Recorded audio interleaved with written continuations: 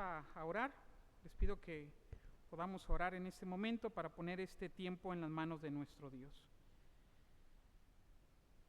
Bendito Dios, te damos gracias por tu palabra, porque es santa y es bendita, Señor. Lo que rogamos en esta hora es por nuestros corazones, por nuestra atención, Señor, porque podamos tener el debido aprecio, respeto y reverencia a tu santa y divina palabra, Señor, para poder comprenderla, Señor, por medio de la ayuda de tu santo y divino Espíritu, Señor, comprenderla, pero también de comprenderla, vivirla, Señor, y llevarla a cabo en nuestro día a día, Señor. Rogamos, oh Dios, que seas tú obrando en nuestros corazones, Señor, por tu palabra, Señor, ayudándonos a amarnos los unos a los otros, a cuidarnos en gran amor, Señor, los unos a los otros, Señor, porque para eso nos has fundado, nos has dado una iglesia, un cuerpo, una comunidad de creyentes, Señor, para amarnos, cuidarnos como lo que somos, una familia que somos en Cristo Jesús, Señor nuestro. Amén. Pueden tomar sus lugares, hermanos, si son tan amables. Algo que quisiera hacer hincapié antes de ir comenzando en la palabra de nuestro Dios es primeramente dar un agradecimiento por la oportunidad de nuevamente estar aquí. Hace el noviembre pude estar con ustedes, en otra ocasión en noviembre. De hecho también hablábamos de un tema algo similar, que hablábamos sobre el cuidado como iglesia, el cuidado que debemos de tener como iglesia, ¿no? Entre otras cosas. Pero en esta ocasión, en la ocasión pasada no me pudo acompañar mi esposa y mi hijo, allá están. Bueno, de repente desaparecen porque luego se van por cosas, pero ahí están de vez en cuando. Entonces, gracias a Dios que puede estar mi esposa, puede estar mi hijo. Mi hijo tiene 7 años y tiene autismo de grado de apoyo 2, entonces es un poquito inquieto, por no decir otra cosa. Y no les presta atención, si usted se ofende cuando un hermano no le contesta el hola, con él se va a ofender muchísimo porque no le contesta casi a nadie, ¿no? Entonces, no se apure por eso.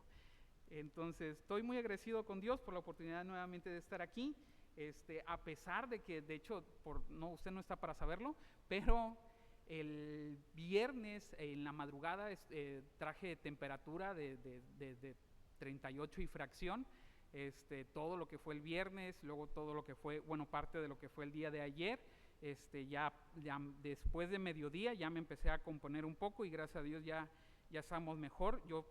Mi esposa me decía, hay que hablar para decir que si lo pueden posponer, que si después en otra ocasión.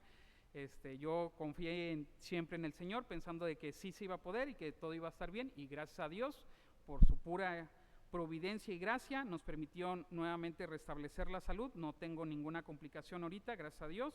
Y vamos ahora, con la oportunidad y el favor que Dios nos ha dado, a meditar en su palabra. Amén.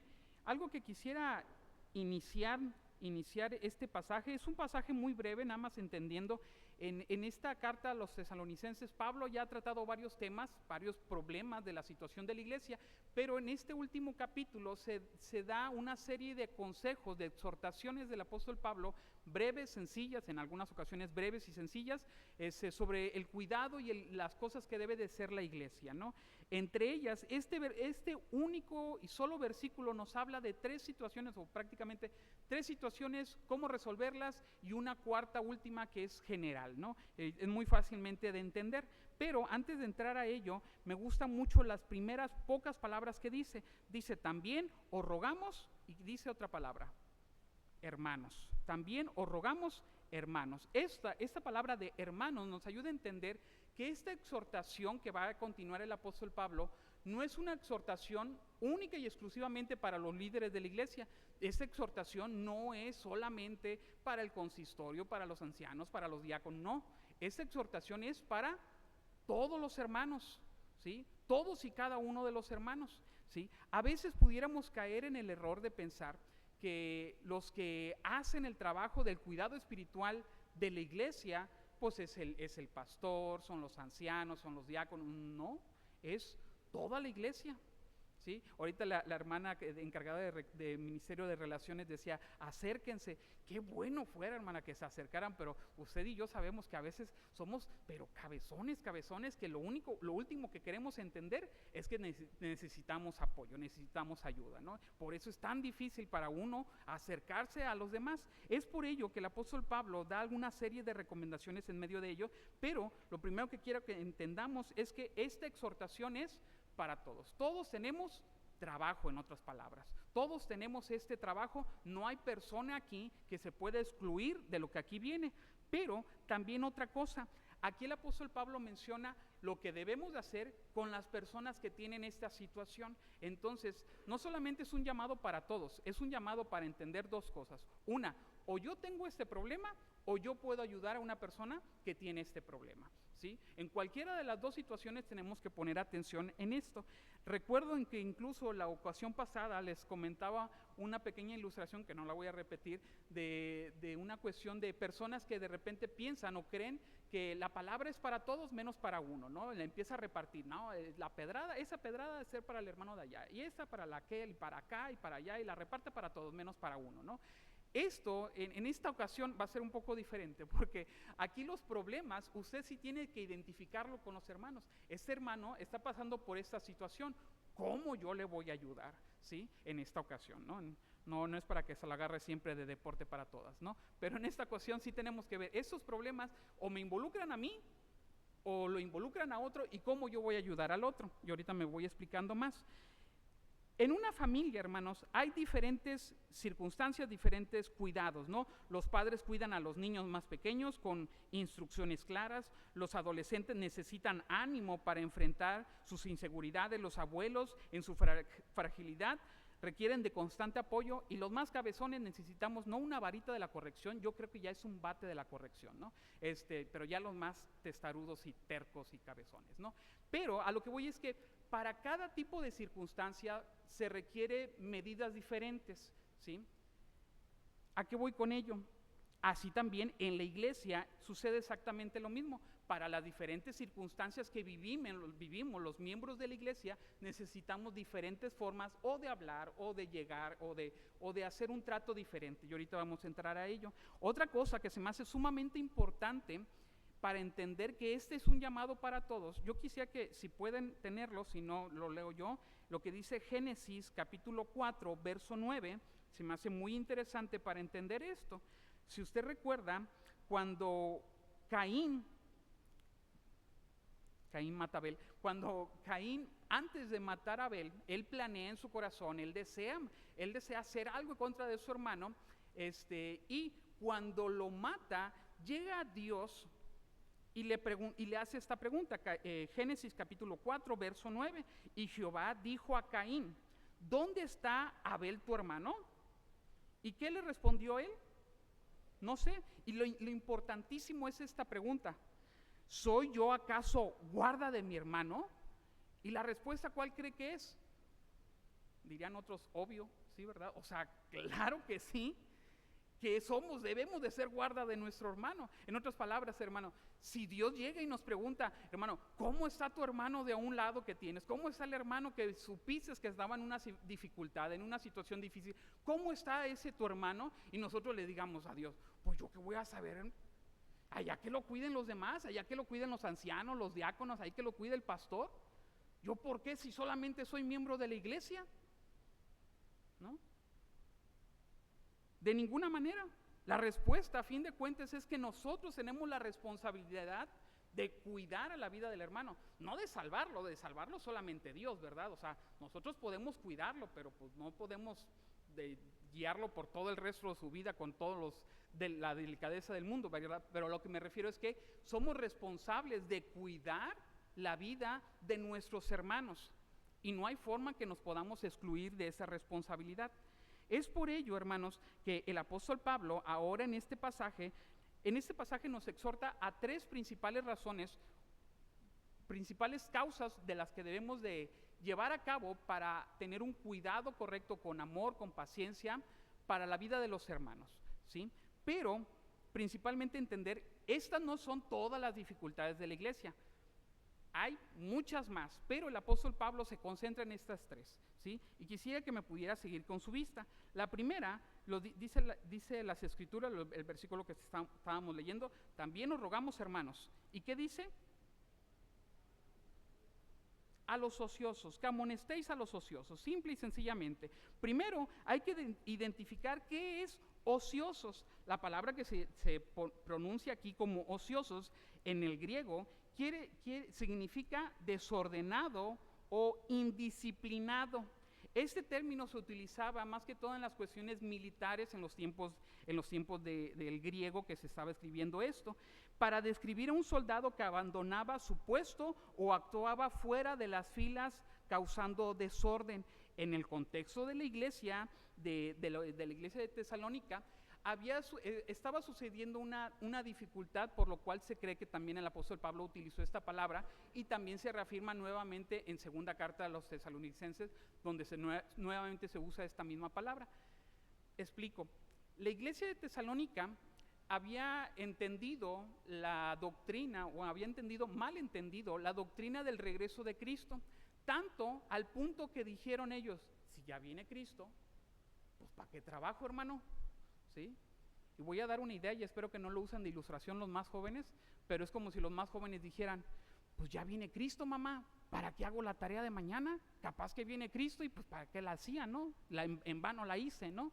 ¿Sí? Algo así estaban los adultos, mejor dicho, en la iglesia de Tesalónica. Decían: pues ¿para qué trabajo? Si ya viene Cristo, ¿no? Mejor comamos con lo que tengamos en el refri, y ya le hicimos, a lo mejor ya viene Cristo antes de que me acabe lo del refri, ¿sí? Entonces la iglesia de Tesalónica estaba pasando por esa dificultad, y de hecho por eso el apóstol Pablo en la segunda carta les dice: el que no trabaje, que no coma, ¿no? Entonces Pablo batalló con las exhortaciones a la iglesia de Tesalónica porque malentendieron esta doctrina y porque estaban abandonando su responsabilidad del trabajo, ¿sí? Estaban en un desorden en ese aspecto, pero a lo que vamos es que este desorden no solamente es aplicable en este sentido, sino a toda persona que se desvía del propósito o de lo que Dios le ha estipulado en su palabra. Por dar un ejemplo más fácil y práctico, ¿a qué se refiere? ¿A qué tipo de personas son? A personas que perturban el buen orden de la iglesia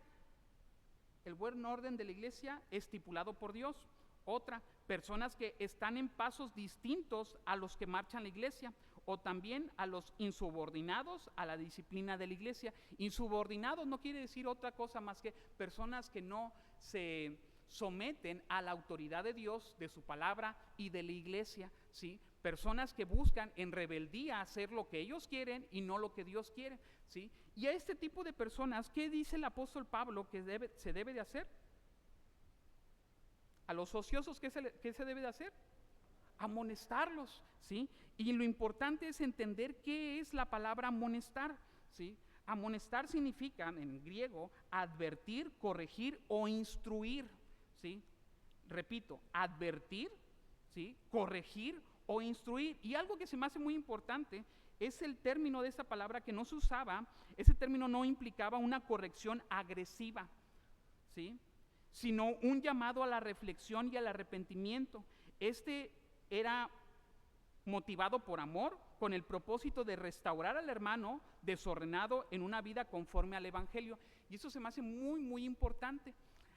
Hay hermanos, y los hijos lo podrán saber mejor a lo mejor de sus padres, pero hay personas que no saben hablar de otra manera más que regañando, ¿no? Con voz elevada, con voz fuerte, y decirle a todos así como si los estuvieran regañando, y parecieran ser palabras de aliento, pero parece regaño realmente, ¿no? No saben expresar sus formas de hablar más que formas agresivas, golpeantes, tajantes, ¿sí? Hay otro tipo de personas completamente lo contrario, que cuando debieran de ser un poco más confortantes, confrontar a las personas, lo hacen con todo el amor del mundo, que las otras personas dicen: no, que sabrá Dios que me habrá dicho, ¿no? Entonces, a lo que voy es que cuando menciona la palabra amonestar, mano, no quiere decir definitivamente que usted tiene que llegar como Jesús en el templo con un azote de cuerdas y decir: a ver, aquí se tiene que hacer así, ¿no? Amonestar quiere decir que con amor, con paciencia, tiene que hablarle para llevarlo a la reflexión y al arrepentimiento. Recordemos, hermano, la amonestación no es punitiva, la amonestación no es un castigo, la amonestación es un deseo de que la otra persona entienda, reflexione y se arrepienta, ¿sí? Si usted le habla muy fuerte a una persona así, y en muchas ocasiones, o se va a enojar o se va a sentir, es lo más común, ¿no? Y ahorita vamos a hablar más de ello, ¿no? Pero a lo que voy es que usted y yo debemos de ser muy sabios para que cuando una persona no está siendo conforme a la palabra de Dios, cuando una persona está tomando ciertas prácticas de desorden tanto en la iglesia como en su vida, usted y yo debemos de estar capacitados para hablarle con palabras de amonestación, para llevarlo a la reflexión y al arrepentimiento. Recordemos, toda disciplina en la Biblia no es, la disciplina es para los hijos de Dios, el castigo es para los que no son hijos de Dios. Y la disciplina, el propósito final de la disciplina siempre, por cualquiera que sea la forma de disciplina, es el arrepentimiento. Siempre, hermano. Incluso una de las expresiones más fuertes que se utilizan en la Biblia cuando se hablan de disciplina, la dice el apóstol Pablo y la menciona 2 veces, si mal no me equivoco, en la palabra de nuestro Dios, y es: lo entrego a Satanás, ¿sí?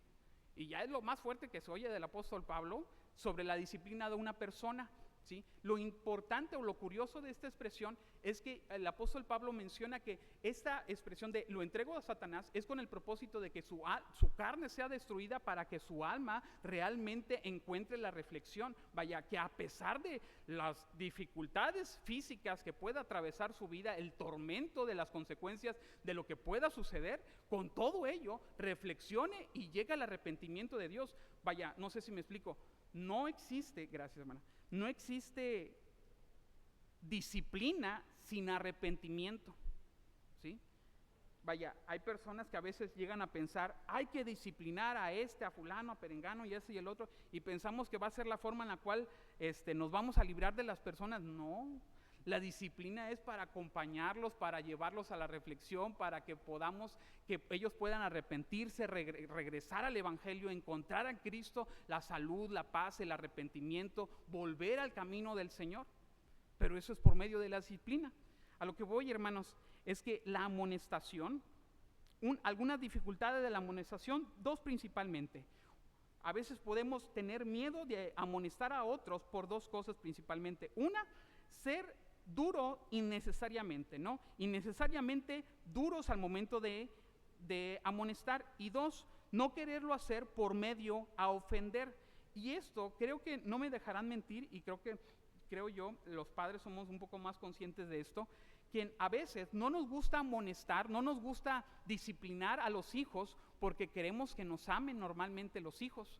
Queremos que nos traten bien, queremos que cuando estemos viejos pues no nos vayan a meter a un asilo, ¿verdad? Queremos que estén bien con nosotros, ¿verdad? Entonces, por eso decimos, no, yo lo voy a tratar bien porque yo quiero también que me ame, y olvidamos la disciplina, ¿sí? Cuando de ninguna manera, y eso a veces sucede en la iglesia, no queremos disciplinar, no queremos amonestar porque decimos, ay, no vaya a ser que el hermano se enoje conmigo, no vaya a ser que luego cuando le pido un favor no me lo quiera hacer, no vaya a ser esto, no vaya a ser el otro, ¿sí? Pero la palabra de nuestro Dios nos llama, hermano, la amonestación debe de surgir de un corazón que busca que la otra persona llegue al arrepentimiento y a la paz con Dios. Entonces, para que nosotros podamos, la amonestación bíblica se requiere a una persona, se requiere que sea personal y específica. O sea, no se trata de críticas en general, no se trata de voy a decirlo algo al público y a ver a quién le cae la pedrada, sino que se trata de hablar directamente con el hermano y en privado. ¿Se acuerda cómo Cristo Jesús nos marca que tenemos que llevar a la resolución de conflictos por medio hay varios pasos, y nos dice, primero ve y tú habla con el hermano, si lo has ganado pues gloria al Señor, ¿sí? Pero si no, llama a 2 o 3 testigos. Y si no, de todas formas, así ya con todo ello, pues preséntalo como a la iglesia como gentil y publicano, ¿no? Pero hay un proceso, y el primer paso no es llévalo a la iglesia y dile a todos los demás, acúsalo delante de todos. Es primero habla tú con él, Y si los dos llegan a un mutuo acuerdo y están de acuerdo en resolver el conflicto entre ustedes dos, pues ya, hasta ahí llegó, sin necesidad de algo más. También, para una amonestación bíblica, se basa en la palabra de Dios. Cuando nosotros amonestamos a alguien, hermano, recordemos lo que dice segunda carta de Timoteo, capítulo 3, versos 16 y 17. Toda la palabra de Dios es, útil para redarguir, para corregir y para instruir en justicia, ¿no? O sea, en otras palabras, la palabra de nuestro Dios es necesaria para que nosotros podamos amonestar. Nosotros no podemos llegar a amonestar a un hermano y diciéndole, pues hermano, pues ahí busquen la Biblia, pero tengo entendido que habla de esto y de esto y de esto, ¿no? No sé en dónde, pero por ahí, ¿no? Ahí entre Génesis y Apocalipsis de seguro lo encuentra, ¿no? No se trata de ello, sino se trata de utilizar la palabra de nuestro Dios claramente para la amonestación. Y tercero, tiene un propósito restaurador. El objetivo no es condenar, sino llevar al arrepentimiento y a la reconciliación, ¿sí? Entonces, hermano, necesitamos una reflexión personal. Antes de amonestar, debemos de examinarnos primero a nosotros mismos. ¿Cuáles son nuestras motivaciones a amonestar a alguien? Si realmente nada más lo queremos ahorcar porque tenemos ganas, porque se nos atravesó ahí y tenemos el coraje con él, o verdaderamente deseamos la restauración del hermano. Tenemos que hablar con humildad y con amor, y tenemos que proveer una dirección clara. No se trata solamente de decir, hermano, pues tenemos que hacer estas cosas, ¿no? Sino que claramente no basta con señalar los errores, porque para señalar errores, cómo de repente, a lo mejor de aquí no hay gente así, pero en otras iglesias, cómo hay gente que les gusta señalar los errores. No les gusta señalar cómo es la solución, ¿verdad? Ni menos ser partícipes a la solución. Pero cómo hay personas que les gusta señalar los errores, pero no les gusta decir cómo puedo ayudar o cuál sería la solución correcta, ¿no? Entonces, hermano, cuando buscamos amonestar, tenemos que decir claramente cuál es la dirección correcta y cómo nosotros nos podemos comprometer a cuidar a los hermanos o a ayudar a los hermanos. Otra, si me ayuda a leerlo nuevamente, decíamos el verso que estábamos leyendo, También os rogamos, hermanos, que amonestéis a los ociosos. ¿Y qué sigue? Que alentéis a los de poco ánimo, ¿sí? En otras palabras, animar con esperanza a los desalentados. ¿Qué quiere decir el término desánimo? Significa de alma pequeña o de ánimo reducido, ¿sí? Eso se me hace un poquito difícil porque si entendemos el contexto de la iglesia, a la iglesia de los tesalonicenses, por qué tipo de dificultades estaban pasando, usted y yo diríamos, híjole, pues razones para estar desalentados sí tenían, ¿no? Y más que nosotros sí tenían. ¿Por qué?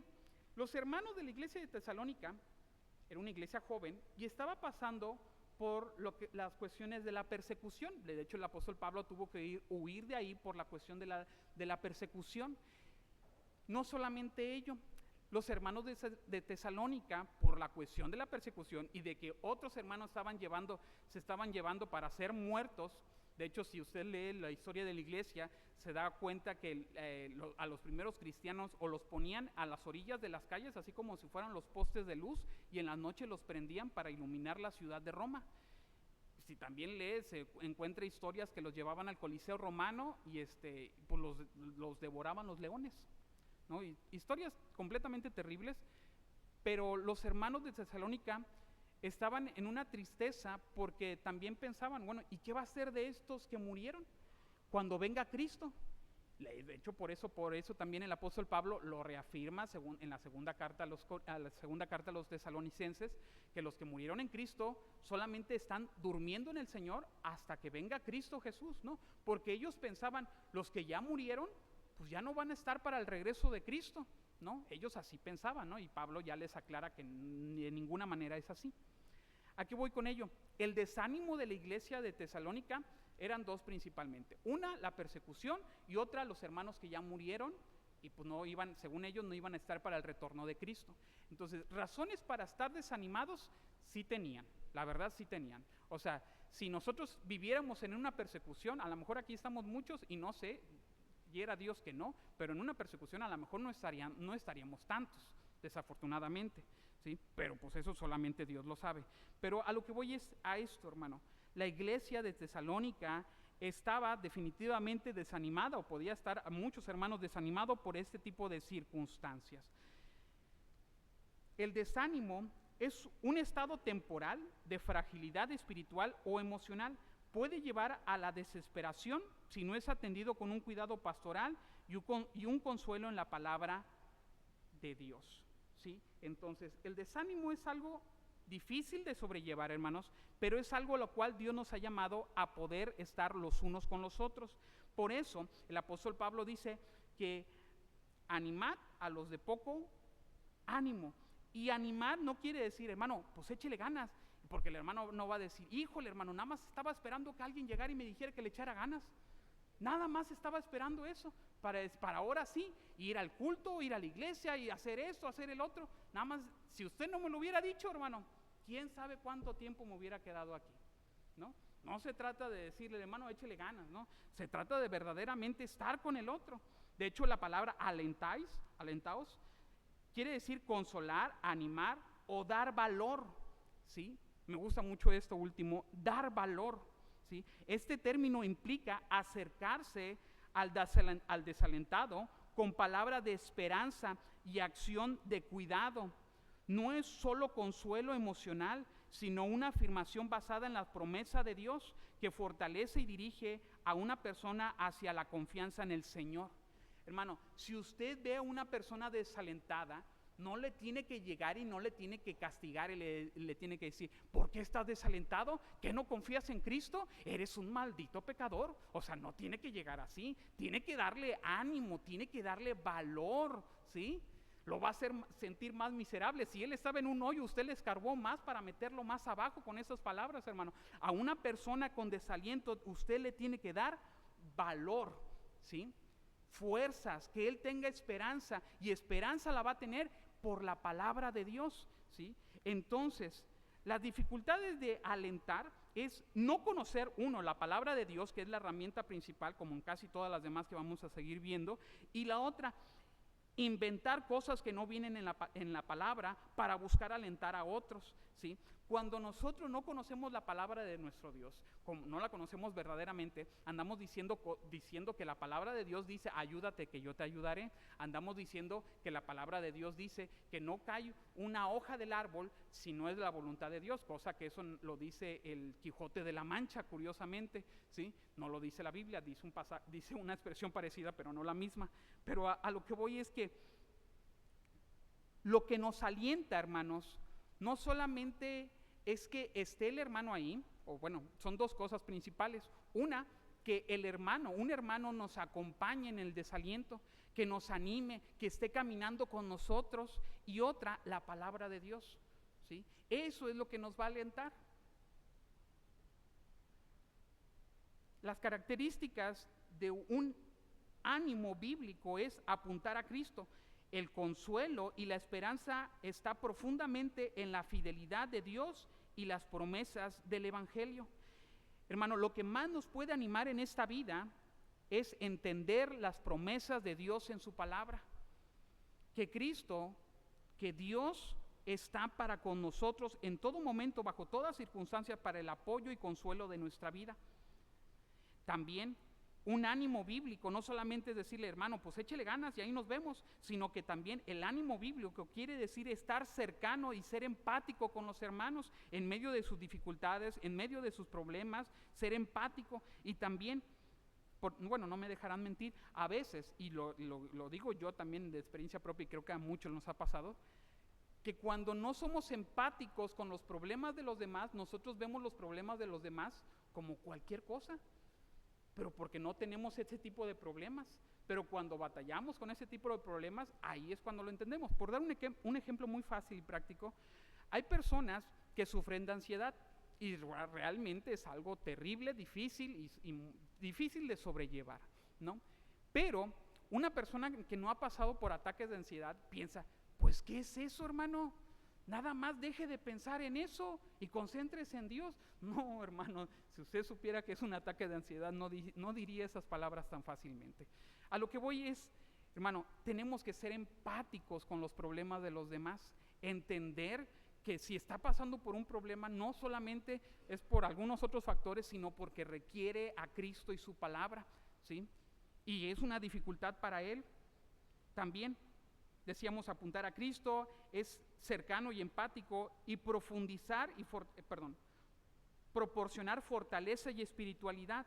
Hermano, animar a otro no solamente es, como decíamos, échale ganas, sino estar con él, llamarle constantemente, orar juntamente con esas personas, estar apegado a esas personas para buscar el ánimo. Hermano, va a ir a la iglesia, quiere que yo lo lleve, quiere que yo le apoye, quiere que yo ayude con algo. Hermano, no quiere orar juntamente por ese problema que ha estado pasando. Hermano, ¿cómo se encuentra bajo esa circunstancia que me ha platicado?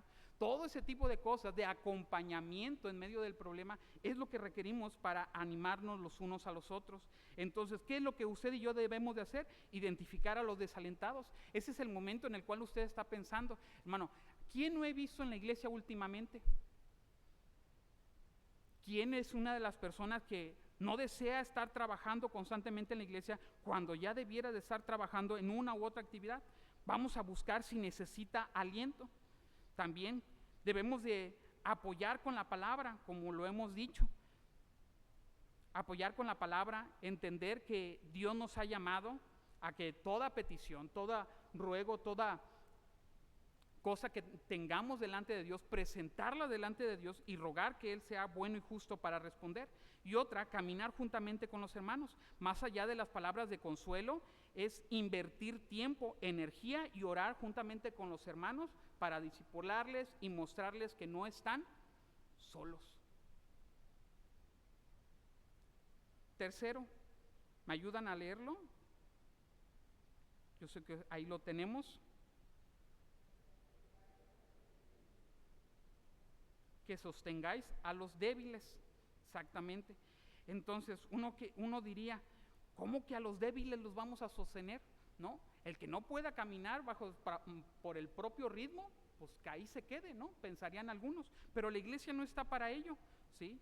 Sino que la iglesia nos llama a sostener a los débiles, ¿sí? Débil, en la palabra en griego, quiere decir sin fuerza o débil, no hay mucho por donde hacernos, pero puede referirse tanto a la debilidad física como espiritual.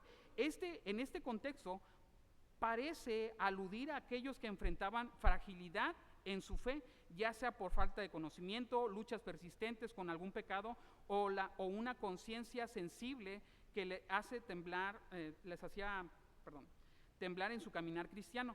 Recordemos, la iglesia de Tesalónica era una iglesia joven, tenía poco tiempo, y aparte esta iglesia no solamente eran creyentes relativamente con poco tiempo en el evangelio, también eran creyentes que estaban sufriendo una persecución, ¿sí? Ante todas estas adversidades y siendo nuevos en el evangelio, uno de repente dice, oyó tales cosas, el hermano se enteró de tales cosas de la iglesia, se nos van a ir porque apenas son nuevos en la fe, ¿sí? Es bien común eso, escucharlo por otro lado, pero a lo que voy es que a veces pensamos que las personas nuevas en el evangelio no van a entender o no van a soportar ciertas dificultades que pasa la iglesia, que pasamos como miembros de la iglesia y diferentes aspectos más. Pero definitivamente lo que nosotros estamos llamados es que a pesar de lo reciente que son en el evangelio, a pesar de los pecados recurrentes por los cuales caen los hermanos, porque la debilidad también decíamos, no solamente se hace referencia a los jóvenes que son los hermanos en el evangelio, sino que hay débiles en la fe, refiriéndose a ¿qué? A hermanos que constantemente caen en el mismo pecado. Y eso no es por cuestiones de años, no es cuestiones de ser joven o viejo, porque habrá personas con muchos años en el evangelio y pueden seguir batallando con el mismo pecado desde que inició hasta el momento, ¿no? Es un pecado recurrente, quiere decir ese pecado que el hermano no ha dejado y ha tenido racha de dejarlo, pero sigue persistiendo y persistiendo en ello. Eso es a lo que se refiere como débiles en la fe. Entonces, la debilidad espiritual no es un motivo de exclusión, sino una oportunidad para demostrar el amor de Cristo. Hermanos, yo le pregunto, ¿Cristo ha tenido paciencia para con nosotros en nuestra debilidad? Sí, hemos sido cabezones nosotros, pero sí, pa' montones de repente, ¿sí? Y aún así con todo ello, Dios nos ha tenido mucha paciencia. Pues claro que sí, porque hasta por eso estamos aquí hasta este momento. Pero ahorita vamos a entrar a más de ello. Entonces, ¿cuál es lo que Dios nos ha llamado? A sostener. Sostener a los débiles. ¿Qué significa sostener? Aferrarse, apoyar o respaldar firmemente, ¿sí? Esta forma de ilustrarlo, la forma que me gustó más de ilustrarlo es esta. ¿Se acuerdan cuando, bueno, aquí, ¿se acuerdan en Lucas? No lo voy a leer, pero en Lucas capítulo 5, verso 18 al 19, nos habla un poquito de la historia de a este paralítico que cuando Jesús está predicando, rompen el techo los amigos y hacen descender al paralítico. Eso se refiere a sostener al débil, ¿sí? Es una forma muy bonita de ilustrarlo, porque este hombre no podía moverse bajo sus propias circunstancias, pero los que lo sostuvieron eran los amigos, y el sostenerlo no es un sostenerlo nada más para tenerlo así levantado, sino el sostenimiento es para llevarlo a Cristo, ¿sí? O sea, si se fijan, todas las exhortaciones que ha dado el apóstol Pablo es que agarremos al que tiene una dificultad y llevémonos a Cristo, porque si nosotros somos solamente una ayuda para llevarlo a Cristo, y que Cristo se encargará de hacer la obra, de restaurarlo, de sanarlo y de hacer lo adecuado para esa circunstancia. Entonces, al que es débil, sostenerlo, y sostenerlo, sí. ¿Cuáles son las dificultades de sostener? El problema, hermano, el problema que a veces no queremos sostener a las personas es que sostener involucra invertir tiempo, y desafortunadamente nadie quiere invertir tiempo en otra persona que no sea uno mismo, porque desafortunadamente muchos, por no decir todos, muchos vamos a decir para que usted nos saluda, estamos como el asadón, nada más para mí, ¿verdad? En mi tiempo es mi tiempo y es mi dinero y es mi todas las cosas, ¿no? Entonces, ¿qué es lo que requiere el sostenimiento bíblico? Ser proactivo y firme, ¿sí? No es suficiente solamente observar la debilidad de los demás, se requiere acercarse activamente, brindar apoyo, ¿sí? Me gustaba mucho lo que decía la hermana, que decía, ¿no?, que busquemos que las personas se acerquen. Sí, qué bueno sería eso, qué hermoso sería eso, pero a veces los débiles, los más débiles son los que menos desean acercarse y reconocer sus propios errores. Si así lo hace, gloria al Señor, hermano, que ya le dio el primer paso de entender que somos cabezones y que necesitamos apoyo, ¿no? Pero también de nuestra parte, entender, si sabemos de una persona que está pasando por dificultades, acercarnos a ellos y decirles, hermanos, si usted requiere apoyo, yo estoy para brindarle el apoyo, yo estoy para ayudarle, yo estoy para orar por usted, yo estoy para animarle, yo estoy para consolarle, yo estoy para ser de apoyo para su vida. Otra, ser persistente. Sostener no es un acto único, no solamente es decir, bueno, hermano, yo este día voy a orar por usted y ahí nos vemos dentro de 2 años a ver si sigue con la misma dificultad, ¿no? Quiere decir estar constantemente, persistentemente, hermano, ¿sí? Otra, es lleno de gracia, reconocer que todos necesitamos ser sostenidos por la gracia de Dios y extender esa misma gracia a otros, ¿sí? En otras palabras, ¿qué es lo que usted y yo debemos de hacer? Reconocer nuestra responsabilidad de todos y cada uno de nosotros de sostener a los hermanos. Otra, de caminar con los débiles. Y por tercero, mostrar el poder del Evangelio, ¿sí? Por último, después de todas estas 3 exhortaciones, Pablo hace una cuarta, pero de una manera un poco general, o bueno, bastante general, y de hecho es completamente importante. Lo voy a leer de nuevo todo el verso. También os rogamos, hermanos, que dice, que amonestéis a los ociosos, que alentéis a los de poco ánimo, que sostengáis a los débiles. ¿Y qué termina diciendo?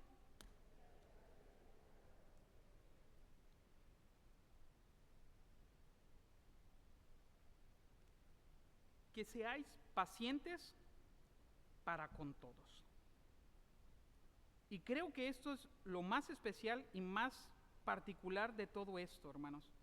Que seáis pacientes con todo. Todos requerimos de paciencia. ¿Por qué? Porque somos bien tercos. Tercos como si nos fuéramos a morir, tercos hasta la muerte, ¿sí?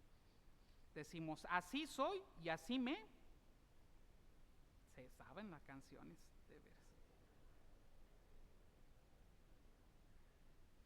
¿Sabía algo que me gusta mucho pensar? Es que de repente decimos cosas como, yo quiero que me quieran así como soy. ¿Sabe? Ni Dios lo quiere así como es, porque usted es un pecador, por eso Dios lo transforma. Si Dios lo quisiera como es, pues no lo transformara y ahí lo dejara en su pecado, ¿no? Pero Dios sabe que eso no es lo que, o sea, no es todo lo que es, entonces Dios lo transforma. Dios no lo quiere así como es, hermano. O sea, si Dios no lo quiere así, ¿se imagina quién lo va a querer así como es? ¿No? Tampoco podemos vivir aferrados, yo así soy, así me moriré. No, pues si así es, pues va a seguir en pecado toda su vida. ¿A qué voy con esto, hermano? La paciencia significa ser lento para la ira, tener gran resistencia para no tener fuerza de ahorcar a los otros, ¿verdad? Como dicen por ahí, Señor, dame paciencia, porque si me das fuerza, lo mato. Sí se la saben, ¿verdad? Ojalá que Dios no les haya dado fuerzas. Pero, en otras palabras, hermano, esto implica las fallas, debilidades e incluso ofensas de otros con un espíritu de implica soportar las fallas, debilidades e incluso ofensas de otros con un espíritu de gracia, amor y sin reaccionar de manera impulsiva e iracunda, ¿sí?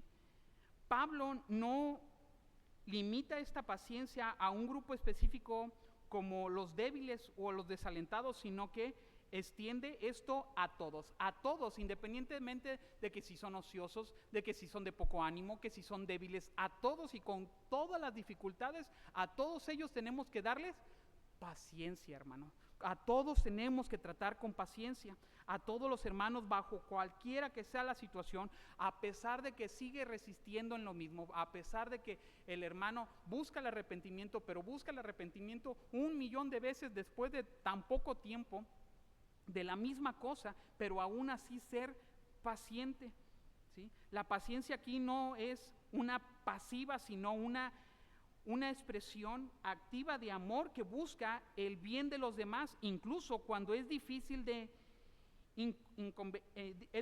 inconveniente. Es una virtud que refleja el carácter de Dios en nuestras reacciones humanas. En otras palabras, hermano, la paciencia bíblica quiere decir 3 cosas principalmente. Una, es parte del fruto del Espíritu, y eso ya lo sabemos. En Gálatas 5:22 nos llama, el fruto del Espíritu es, y nos menciona la palabra paciencia, ¿no? También recordemos, es un mandato para todos los creyentes tenemos que ser pacientes los unos para con los otros, Efesios 4:2, pero también una muestra del amor cristiano, ¿sí? En primera carta de los Corintios, capítulo 13, nos dice las características del amor entre hermanos, y nos dice que el amor es sufrido, que quiere decir otra palabra para decir es paciente. El amor es paciente, hermano, ¿sí? Ahora, ¿qué debemos de hacer nosotros? Cultivar la paciencia mediante la comunión con Dios. Cuando usted y yo reflexionamos, ¿cuán paciente ha sido Dios con nuestros pecados? ¿Cuán paciente ha sido Dios con nuestra terquedad? ¿Cuán paciente ha sido Dios con nosotros? Podemos decir, ¿cómo yo no me voy a atrever a ser paciente con el hermano? ¿Cuánta paciencia Dios ha tenido conmigo? También podemos practicar la paciencia en las relaciones diarias y perseverar para el bien de los demás, ¿sí? En otras palabras, paciencia al momento de amonestar, paciencia al momento de alentar, paciencia al momento de sostener al débil. Así como Dios ha sido paciente para conmigo, y en mi fragilidad y en mis pecados y en todas las cosas que yo soy, necesitamos que Dios nos ayude a ser pacientes para con los demás. Es por ello, hermanos, que esta predicación ha sido solamente un llamado para 4 cosas principales: amonestar a los ociosos, o sea, corregir con amor a aquellos que no están caminando según la voluntad de Dios. 2, alentar a los desalentados, o sea, proveer de palabras de esperanza y caminar junto a los que enfrentan luchas internas. 3, sostener a los débiles, o sea, ofrecer apoyo constante y compasivo a quien lo necesita. Y 4, ser paciente con todos, reflejando la paciencia que Dios nos ha dado en todas nuestras relaciones, ¿no? ¿Qué debemos de hacer, hermano? Una, para el creyente, para que todos y cada uno de aquí de esta iglesia, que somos creyentes en Jesucristo, debemos de entender algo. Una, hermano, o nosotros estamos pasando por una de estas dificultades, me refiero a que o somos ociosos, o estamos desalentados, o somos débiles, y debemos de, como dijo la hermana, o debemos de buscar a alguien que nos ayude a salir de todas estas situaciones. Eso es lo primero, si estamos pasando por una de ellas. O 2, si usted sabe de alguien que está pasando, que es un ocioso, que está pasando por desaliento, o es una persona débil en la fe, tiene que usted actuar, ¿sí? No podemos quedarnos de brazos cruzados. La iglesia no está para estar en inactividad, ¿sí? Cuando una iglesia no se cuida, se muere. Le voy a dar un ejemplo. Yo tengo diabetes, ¿sí?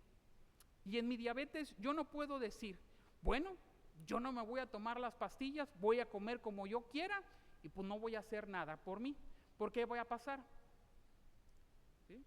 O me cortan un pie o algo más y pues me voy quedando en partes, ¿sí? Pero a lo que voy es que o me cuido o me muero, en otras palabras. La iglesia es lo mismo, o se cuida o se muere, ¿sí? ¿Por qué? Porque si no nos cuidamos como hermanos en Cristo los unos a los otros, la iglesia va disminuyendo, la iglesia se va haciendo más pequeña, ¿sí?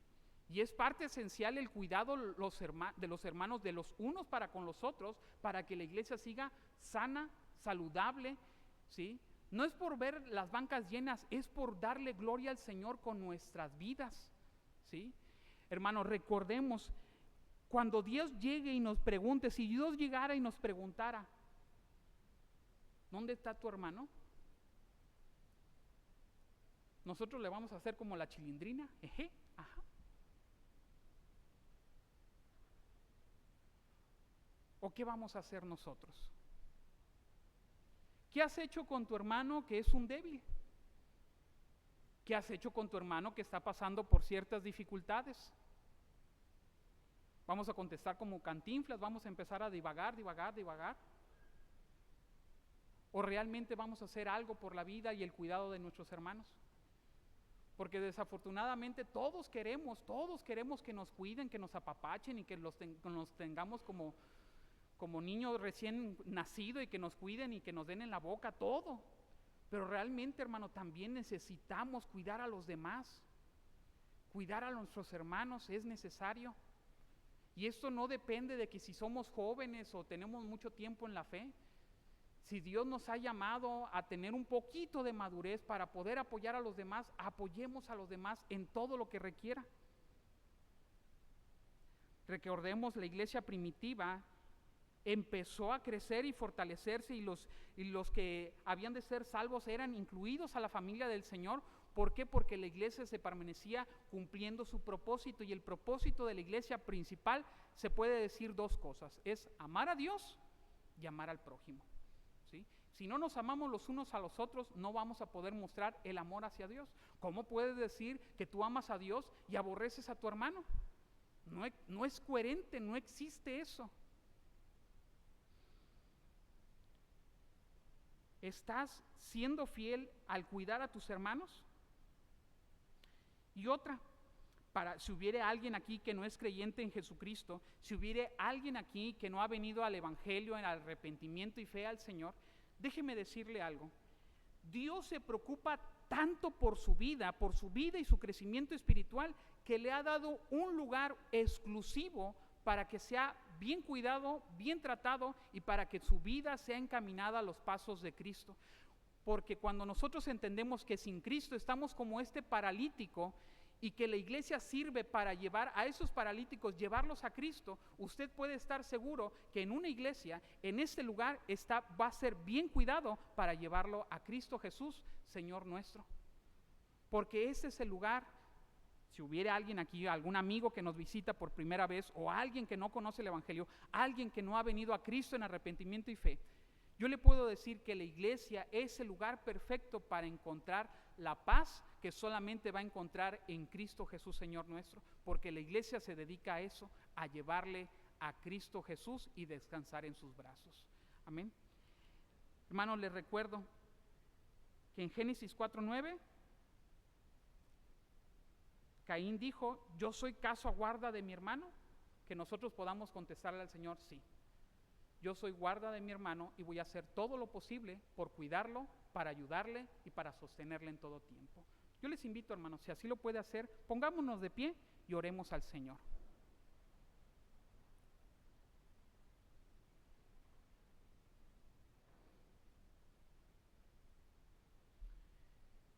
Santo y bendito Dios, en esta hora tú has hablado por tu palabra, Señor.